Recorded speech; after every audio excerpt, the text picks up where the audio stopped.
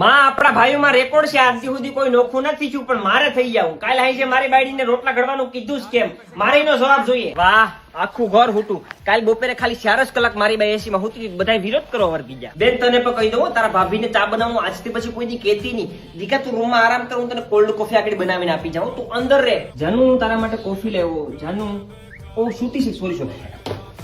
અવાજ કરો મને, હુંથી ખબર ન પડે તમને? મમ્મી તમારે હુંયો ઘડાવો ને 2 વર્ષ પછી હો, કારણ કે આ વખતે મારી બાઈને પાટણથી પટોળું લેવા જવાનું છે. ડેરી વાળો બોલે કે કાલ તારે ત્યાંથી પેડા લઈ ગયો તો મેં શું નાખ્યું, મારી જાનું ગળું બેસી ગયું, ધંધો બંધ કરાવ્યો તારો. મમ્મી ભાભીની હેલ્પ લઈને આજ સાંજે 5 લીટર દૂધના પેડા બનાવો. જાનું તારે આજથી બહારનું ખાવાનું પણ બંને, બહાર નીકળવાનું પણ બંને, અંદર એસીમાં રહેતું આરામ કર. મારી બાઈએ ખાલી 17 સાડી લીધી 1.5 લાખ રૂપિયાની. આખું ઘર અમારા 2 જણાની વિરુદ્ધ થઈ ગયું. તમને પ્રોબ્લેમ શું છે અમારાથી કહી દો તો? મારી બાઈને એના બાપાએ પ્રિન્સેસની જેમ ઉછેરી, તો મારે હું ને રાણી બનાવીને નહીં રાખવાનું? ભલે ને હું રાજા ન હોય, મારી બાઈને બિચારીને કઈ જમવાનું બનાવતા નથી આવડતું એટલે તમે એની ઉપર ત્રાસ ગુજારો ને. તમારે છે ને એને કઈ કહેવાનું નહીં, ખાલી ને સા બનાવતા આવડીને મતલબ એવું નથી કે તમે એને કાયમ સા બનાવડાવો. એ મહિનામાં ખાલી 1 જ વાર સા બને છે. જાનું અંદર એસી મારે 1 જ વાર ચા બનાવશે. ઓકે.